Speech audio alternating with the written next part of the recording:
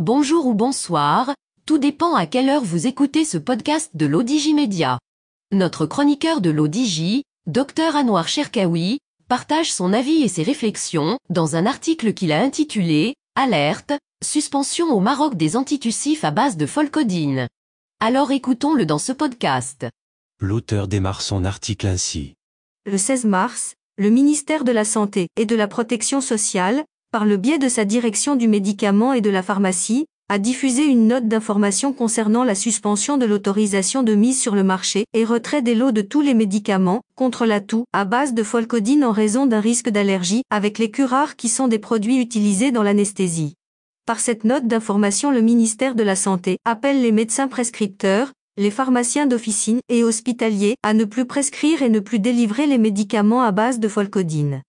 L'auteur poursuit son article ainsi.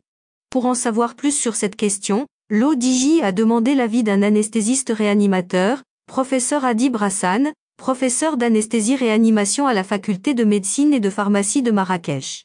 Pour professeur Adib Hassan, les antitussifs à base de folcodine ne sont aucunement une référence pour traiter la toux. En plus, c'est un opioïde qui peut agir au niveau du cerveau et provoquer de l'euphorie anormale.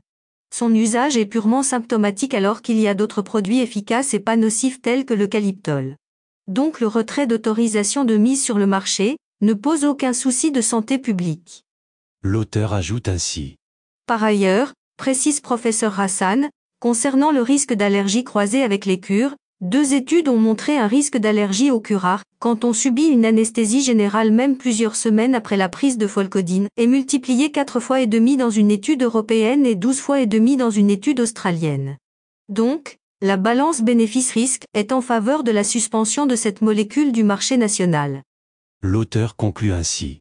La question qui se pose, de quels outils le ministère de la Santé dispose-t-il pour vérifier l'application par les médecins et les pharmaciens de cette note, particulièrement les grossistes ou les pharmacies d'officine, qui disposent encore d'un stock de ce médicament. Rédigé par Dr Anouar Cherkaoui, élu par l'intelligence artificielle de l'ODJ Média. Merci d'avoir écouté ce podcast de l'ODJ Média, ce bouquet de supports numériques, portail, magazine mensuel connecté, web radio et web TV. N'oubliez pas de télécharger notre application l'ODJ Mobile sur Play Store et de vous abonner à notre chaîne YouTube l'ODJ TV. Vous pouvez, aussi, nous suivre sur nos réseaux sociaux, Instagram, Facebook, TikTok, LinkedIn et Twitter. Ou encore, vous inscrire sur notre newsletter quotidienne à partir du portail lodj.ma. Alors, on se dit au prochain podcast de nos chroniqueurs. Et à très bientôt, si et seulement si vous le voulez bien.